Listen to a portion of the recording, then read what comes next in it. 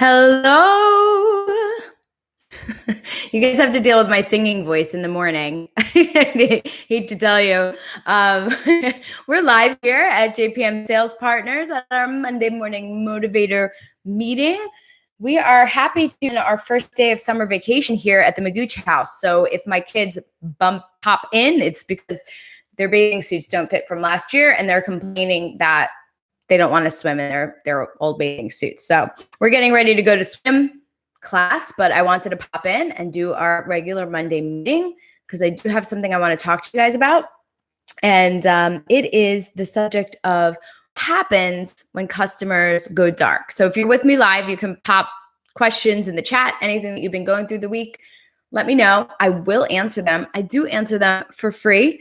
I've built a 9-figure sales team. So the sales launch code that I teach in my program is the code that unlocks exactly how I built the 9 figures. And I'm teaching it here to you. So I'm just here to help you guys, anybody, if you're entrepreneurs or independent salespeople, trying to figure out how to sell, how to close deals more quickly without being icky, sleazy, or annoying, using pushy sales technique, having to read thousands of books and training videos and all that. I'm just giving you exactly what worked for me. So on these Monday meetings, I share with you my Monday meetings live, so you can participate in them even if you're not in the program. For all you sales launch coders, hello, hope you're doing well. Hope your week was amazing. Stay accountable to your numbers. You all know what your numbers are, so make sure that you're keeping track of exactly what you're doing every day towards your business, towards your prospecting and your conversion ratios, and make sure your head's in the right place. Remember why you're doing this in the first place, right? One of my whys is to be home with my kids during the summer, right? So that's why I'm building this business for you, so that I don't have to go by somebody else's schedule. That being said, we're on our way to the pool. So I'm going to keep this short, as I'm sure you'll appreciate as well. We're live on Instagram, YouTube, and Facebook right now. So hello. I see you there. I see you.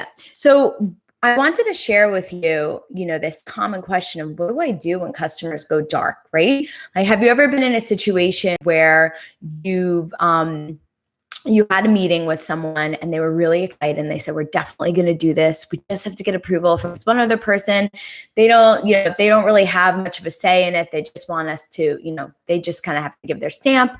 Well, get in touch with me next week. We'll be ready to go.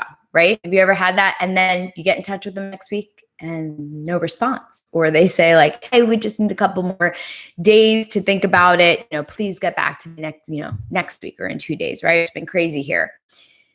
And then eventually they stop responding at all and they go dark. That's what we call customers go dark. It happens to the best of us.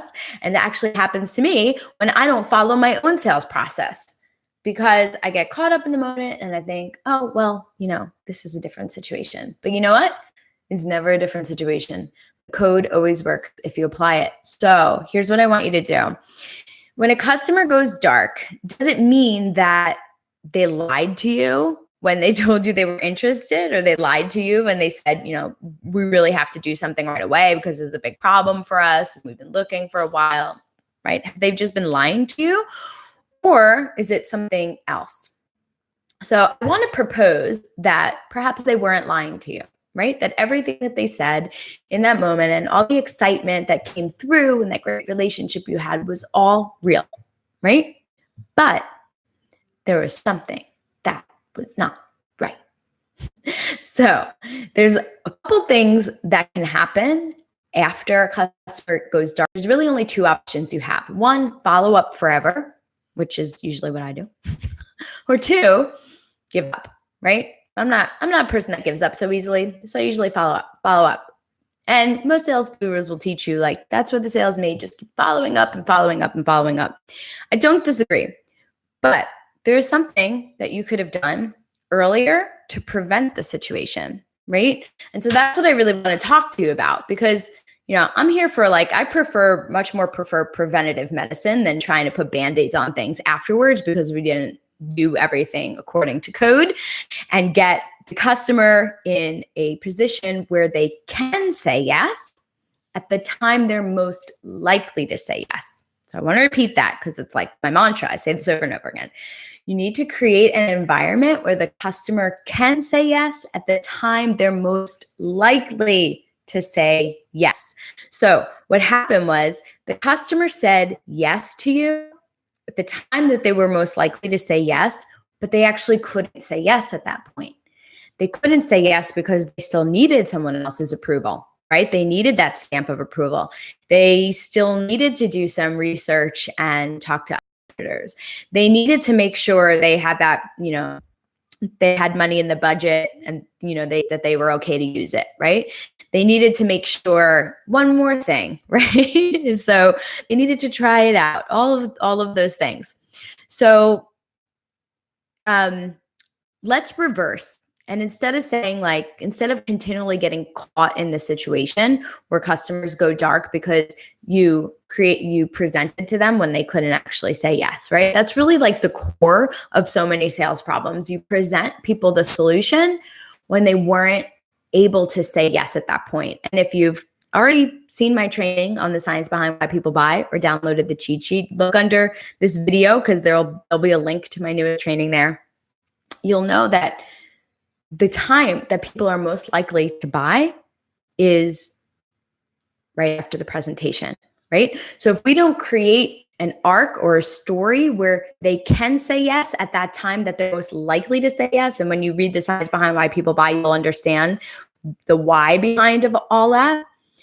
If you don't create that environment, then they can get all excited and want to say yes, but they can't actually take action. And what happens is that feeling and that excitement that they had with moving forward just dissipates.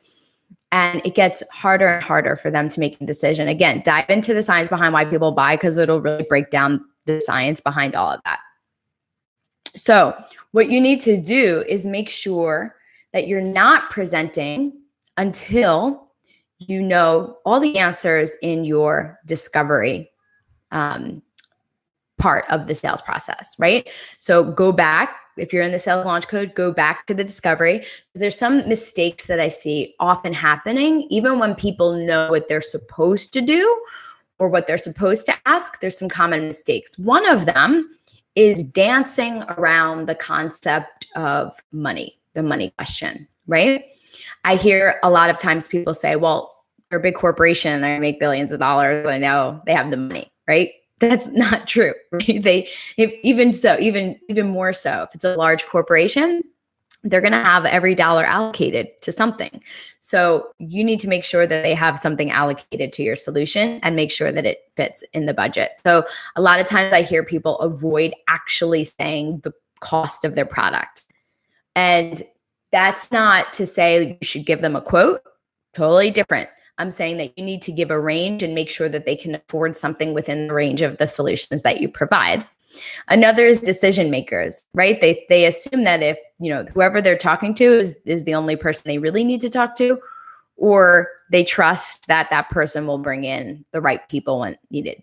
No, like you need to be very clear on exactly who needs to be there and have the expertise and the authority and the professionalism to make sure that the people are in the room that need to be there to say yes. Those are two of the biggest ones that I see missing in the discovery process, or being, or weak, like they're weak questions. So if you're in the sales launch code, make sure you're submitting those questions to me so I can make sure that you're not dancing around a topic that might be uncomfortable for you.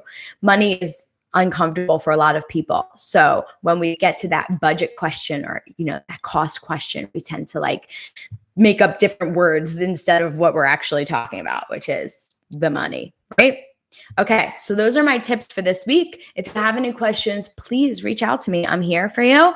I want to help you. I want to see your vision and your mission get out into the world and really embrace selling so that we can have more, people out there that are really genuinely interested in helping people. Okay.